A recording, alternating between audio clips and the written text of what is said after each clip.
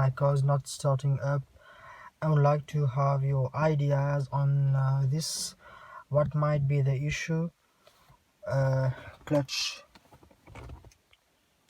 down,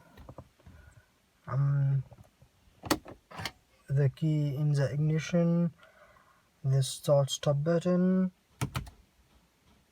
There you go.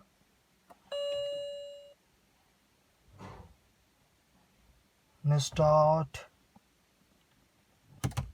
no turn, nothing.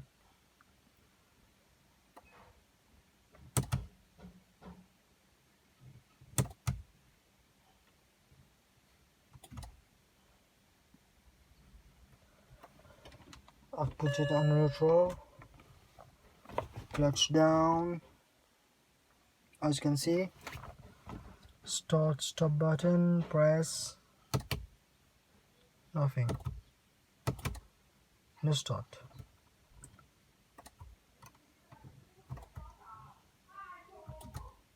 No start.